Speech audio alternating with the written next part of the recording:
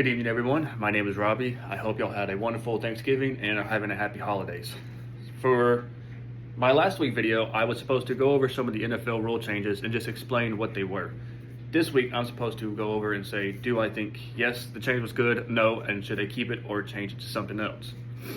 With that, I'm going to just get right into it. We're going to start off with the kickoff rule change. So, as of 2024, since changing the ball placement from the 25-yard line, where it used to be, to now the 35-yard line, it has shown an 18-cent reduction from the previous years. So, from the rule change now to where it used to be, there is only an 18% of people returning the kickoff all the way back. I personally believe that this rule should be changed. I don't really see that there was a problem with it. The 25-yard line, the kickoff return is not doing as well as they thought it would, and personally, I don't really see why there should have been a reason to change it.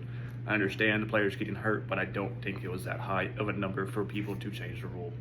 So for that one, I'm going to say that this kickoff rule needs to either go back to where it was or once again needs to be changed. The second one, the hip drop tackle. I think this should stay banned. I don't think it should ever been a play in the NFL. I don't think it should possibly ever come back up as being unbanned. I think it should stay banned. In the 2022-2023 season, it is reported that 15 players had major injuries or other repercussions that happened. I cannot find the names of all the players, but I was able to find out that at least 4 of them had to have surgery because of that type of tackle. The average injury time or recovery time for this is between 6 to 8 weeks and possibly 12 plus 2 season-ending injuries. Because of that, I think it should stay banned. I don't think people should ever even try using it. I saw some highlights of it being successful, and I see why people did it, but overall, I don't think it's worth it. Also, in 2023, this came from the NFL health and safety data that I found on the ESPN website. In 2023, the hip drop tackle was the leading in injuries between the waist and below. And that's just not something that we need in the NFL. I don't think it's worth it. So, once again, I'm sticking with that one should be banned. Number 3, the onside kick. The NFL game statistics and Next Gen Stats that I also got their information from on the ESPN website have both confirmed that the kickoff should be changed. The kickoff rule should be changed. Since it changed, over 75% of all kickoffs are not being returned. The kickoff, to me, was always one of my favorite parts of the game, and them changing it, I think, was just a horrible idea. I see why they did it. I get it. Once again, I don't think that it should have changed, and I do believe that it, once again, should be changed. This is the only one where I'm going to be kind of like, yes, but no, but yes. It's the new overtime rule. The one reason that I think they shouldn't have changed it was the coin toss. The coin toss was always one of my favorite things about just the NFL, because to me it was one of the few things you couldn't rig. You won it or you lost it. There was no in between. There was no, oh, well, this team won, so now, cool.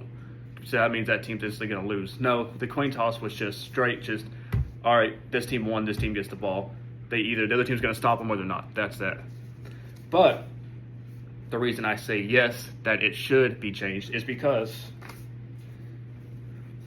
the overtime views has gone up 14% since it changed, and I got that from Sports Media Watch on ESPN's website.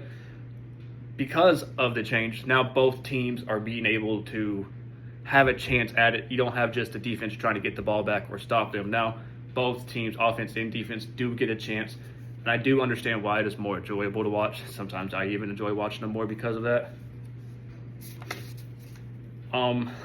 And since the coin toss, since it was changed, now the coin toss, whoever wins the coin toss is now at a 52.8% chance to win the overtime, coming from ESPN Analytics, also from ESPN's website. So it used to be in 2012, it was at an 88.6% chance that they would win. Now it's at a 52.8%. So it does really level it out and make it more even. And I do understand why. So that is why I am back and forth, because I do very much enjoy the kickoff, the coin toss. It really just did make overtime more fun for me. So for this one, I'm still 50-50.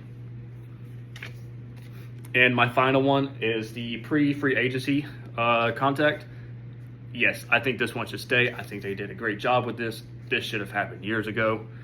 So before they did this, teams were not allowed to contact free agents, and free agents cannot contact teams. It had to go through the free agent's agent. Now, teams can contact 5 people without going through their agency or their agent. They can just contact them, and it's for a 2-day period. So now, because of that, between 2010 and 2023, ESPN's website reported that there was 15 different tampering fines from teams. So 15 different teams had got multi-million-dollar fines, and that's just money they don't need to be wasting on that kind of fine. Really, they shouldn't. Because of this rule change, there is now a 35% increase in agents or free agents signing with teams, which has also helped out teams. Now agents can,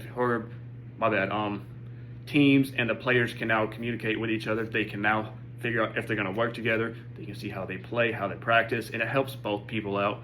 So really, I do believe this rule should have changed years ago.